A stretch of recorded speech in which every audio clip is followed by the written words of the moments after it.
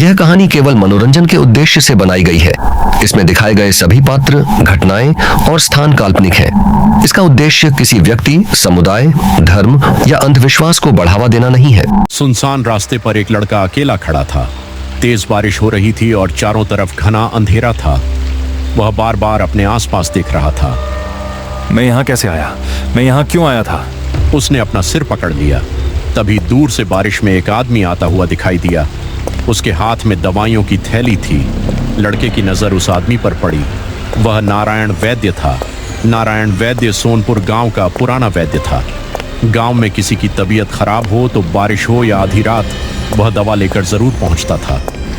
लड़के ने उसे देखा तो अचानक उसके दिमाग में एक पुरानी याद चमक उठी।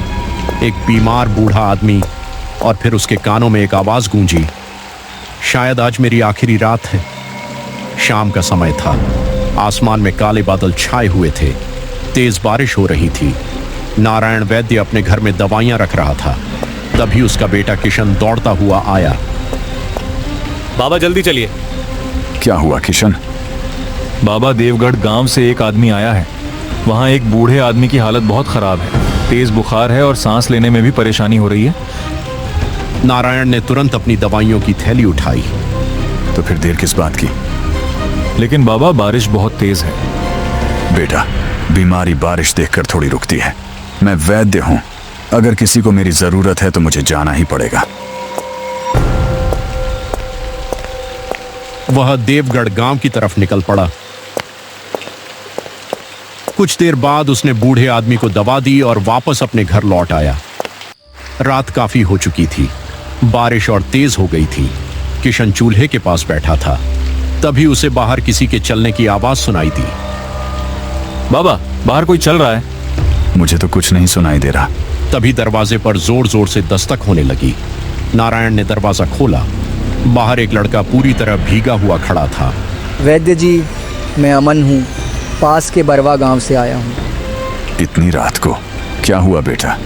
मेरे पिता बहुत बीमार हैं। 3 दिन से बुखार है, लेकिन आज उनकी हालत बहुत ख़राब हो गई है।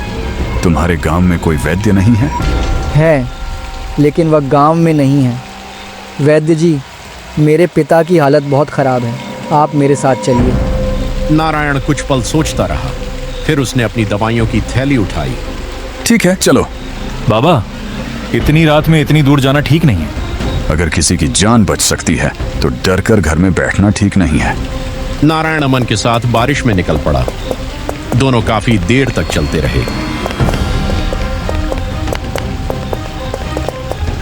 कुछ दूर जाने के बाद नारायण ने पूछा, तुम्हारा घर और कितनी दूर है? बस थोड़ी दूर और।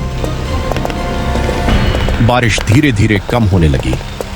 आखिरकार अमन एक पुराने से मकान के सामने रुक गया। आंगन में जंगली घास उगी हुई थी। घर की दीवारें भी काफी पुरानी थीं। अमन ने कहा, वैद्य जी, यही मेरा घर है। तो अंदर चलो। अमन वहीं खड़ा रहा। आप अकेले अंदर जाइए। नारायण ने हैरानी से पूछा, तुम अंदर क्यों नहीं आ रहे? बस आप मेरे पिता का इलाज कर दीजिए। नारायण को कुछ अजीब लगा, लेकिन वह अकेला ही घर के अंदर चला गया।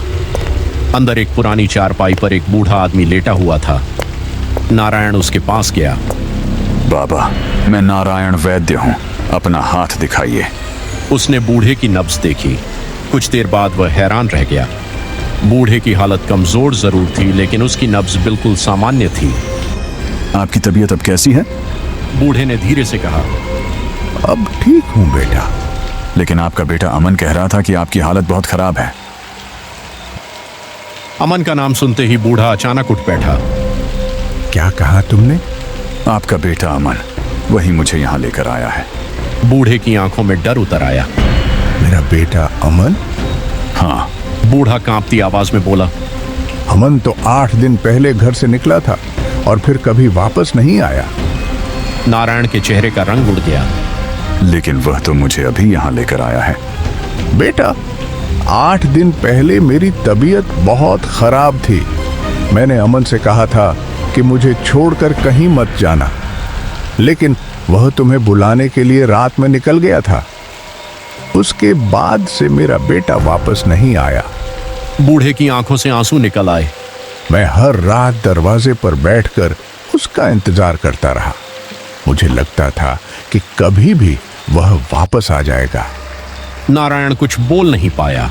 तभी बाहर से अमन की आवाज आई। बाबा। दोनों ने दरवाजे की तरफ देखा। अमन बाहर खड़ा था।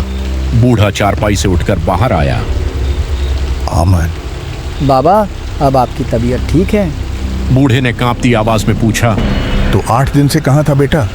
8 दिन? बाबा, मैं तो अभी थोड़ी देर पहले ही वैद्य जी को लेने गया था। बूढ़ा और नारायण एक दूसरे को देखने लगे। अमन ने अपने कपड़ों की तरफ देखा, फिर अपने हाथों को। अचानक उसकी आंखों में डर उतर आया। रुको। वह पीछे मुड़ा और उस रास्ते को देखने लगा जहां से वह नारायण को लेकर आया था। कुछ पल तक वह चुप रहा, फिर धीरे से बोला। मुझे सब याद आ गया। क्या याद आ गया बेटा? अमन की आंखों में आंसू आ गए। बाबा, मैं जिंदा नहीं हूँ। चुप कर, ऐसी बात मत कर। उस रात मैं आपको बचाने के लिए वैद्य जी को बुलाने निकला था। बारिश बहुत तेज़ थी। रास्ते में पुरानी नहर का पानी सड़क पर आ गया था। मैं जल्दी में नहर पार करने लगा, लेकिन मेरा पैर फिसल गया। मैं पानी में बह गया। मैंने बहुत आवाज़ लगाई, लेकिन उस रात इतनी तेज़ बारिश थी कि किसी ने मेरी आवाज़ नहीं सुनी। बूढ़ा रोने लगा। नहीं बेटा, तू मुझे छोड़कर नहीं जा सकता। अमन धीरे से बोला। मैं आपको छोड़कर नहीं गया बाबा। मैं मरने के बाद भी आपकी चिंता में वापस आया हूँ। नारायण की आंखें भी भर आईं। उसने बूढ़े से कहा। अब आपको अपने बेटे को जाने देना होगा। अमन धीरे धीरे पीछे हटने लगा। बाबा, अब आप ठीक हैं, मेरी चिंता मत करना।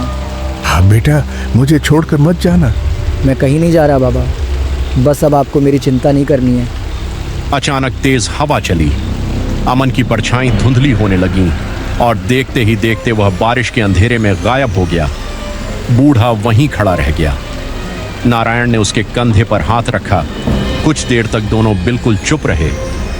उस रात के बाद अमन फिर कभी दिखाई नहीं दिया, लेकिन बरवा गांव के लोग आज भी कहते हैं, बरसात की रात में अगर कोई उस पुराने नहर वाले रास्ते पर भटक जाए तो उसे एक लड़का दिखाई देता है। वह बिना कुछ कहे सही रास्ता दिखाता है, और जब कोई उसका नाम पूछता है तो वह लड़का धीरे धीरे अंधेरे में गायब हो जाता है। अमन के गायब होने के बाद काफी देर तक बूढ़ा अपने घर के बाहर खड़ा रहा। उसकी आंखें उसी रास्ते पर थीं जहां कुछ पल पहले उसका बेटा खड़ा था। नारायण वैद्य ने धीरे से कहा। बाबा अंदर चलिए, रात बहुत हो गई है। बूढ़े ने कोई जवाब नहीं दिया। कुछ देर बाद वह धीरे धीरे अंदर चला गया।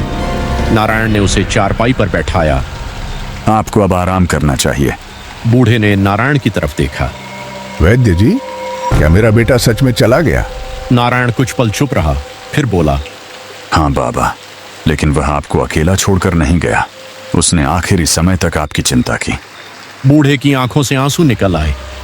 मैंने उसे कितनी बार कहा था कि मेरी चिंता मत किया कर, लेकिन उसने मेरी एक नहीं सुनी। नारायण ने उसके कंधे पर हाथ रखा। ऐसे बेटे बहुत कम होते हैं। रात और गहरी होती जा रही थी। बारिश अब धीमी हो चुकी थी। नारायण ने अपनी दवाइयों की थैली उठाई। अब मुझे चलना चाहिए। बूढ़े ने उसका हाथ पकड़ लिया। नहीं वैद्य जी, आज रात आप यहीं रुक जाइए। नारायण ने पूछा। क्यों? बूढ़े ने दरवाजे की तरफ देखा। मुझे डर लग रहा है। किस बात का? बूढ़ा धीमी आवाज में बोला। अमन के जाने के बाद पिछले 8 दिनों से हर रात मुझे बाहर किसी के कदमों की आवाज सुनाई देती है। नारायण ध्यान से सुनने लगा। नारायण ध्यान से सुनने लगा। जैसे कोई दरवाजे तक आता है, कुछ देर खड़ा रहता है, फिर वापस चला जाता है। नारायण ने कहा। शायद कोई गांव का आदमी होगा। बूढ़े ने सिर हिलाया। नहीं वैद्य जी, 8 दिन से रोज वही आवाज आती है। बाहर पानी में किसी के चलने की आवाज आई। बूढ़ा अचानक चुप हो गया। नारायण ने भी आवाज सुनी। दोनों दरवाजे की तरफ देखने लगे। आवाज धीरे धीरे करीब आने लगी। फिर दरवाजे के ठीक बाहर आकर आवाज बंद हो गई। बूढ़े ने कांपते हुए पूछा। वैद्य जी, आज फिर वही आ गया। नारायण धीरे धीरे दरवाजे के पास गया। उसने दरवाजा खोलने के लिए हाथ बढ़ाया। लेकिन तभी बाहर से एक धीमी आवाज आई। बाबा। बूढ़े के शरीर में जैसे जान ही नहीं रही। अमन। नारायण ने तुरंत बूढ़े को रोक दिया। दरवाजा मत खोलिए। बाहर फिर आवाज आई। बाबा दरवाज़ा खोलो। बूढ़ा रोने लगा। वह मेरा बेटा है। नहीं बाबा, आपका बेटा आपको आजाद करने आया था। वह दोबारा आपको अपने साथ नहीं बुलाएगा। कुछ पल तक बाहर से कोई आवाज नहीं आई। फिर अचानक दरवाजे पर हल्की सी दस्तक हुई। नारायण ने दरवाजे के नीचे देखा। बाहर किसी के पैर दिखाई नहीं दे रहे थे। वह हैरान रह गया। कुछ देर बाद बारिश की आवाज फिर तेज हो गई और बाहर मौजूद वह चीज वहां से चली गई। सुबह होने पर बारिश पूरी तरह रुक चुकी थी। नारायण रात की बात सोचते हुए गांव वापस जाने लगा। रास्ते में उसे वही पुराना नहर वाला रास्ता दिखाई दिया। वह कुछ पल के लिए रुक गया। उसे याद आया कि अमन ने कहा था कि वह इसी नहर में गिरकर मरा था। नारायण धीरे धीरे नहर के किनारे पहुंचा। पानी अभी भी काफी तेज बह रहा था। तभी उसकी नजर किनारे पड़ी एक चीज पर गई। वह कपड़े का एक पुराना टुकड़ा था। नारायण ने उसे उठाया। उस पर मिट्टी लगी हुई थी। उसे देखकर नारायण को लगा कि शायद यही कपड़ा अमन ने उस रात पहना होगा। तभी पीछे से किसी ने आवाज दी, वैद्य जी। नारायण ने तुरंत पीछे मुड़कर देखा। वह बूढ़ा था। वह हांफता हुआ उसके पास आ रहा था। आप यहाँ क्यों आए? बूढ़े ने कुछ नहीं कहा। उसने नहर की तरफ देखा, फिर धीरे से बोला, कल रात अमन मुझसे मिलने आया था। उसने कहा था कि मैं उसे जाने दूं। अब मैं उसे रोकूंगा नहीं। कुछ पल बाद बूढ़े ने अपनी जेब से एक पुराना कपड़ा निकाला। यह अमन का है। आपके पास कैसे आया? आज सुबह मेरे दरवाजे पर पड़ा था। नारायण ने कुछ नहीं कहा। दोनों नहर के किनारे खड़े रहे। तभी दूर से हवा चली और उसी हवा के साथ एक बहुत धीमी आवाज सुनाई दी, बाबा। उसके चेहरे पर आंसू थे, लेकिन इस बार उसने पीछे मुड़कर नहीं देखा। उसने बस इतना कहा, जा बेटा, अब मैं तुझे नहीं रोकूंगा। हवा कुछ देर तक चलती रही, फिर सब शांत हो गया। नारायण ने बूढ़े के कंधे पर हाथ रखा।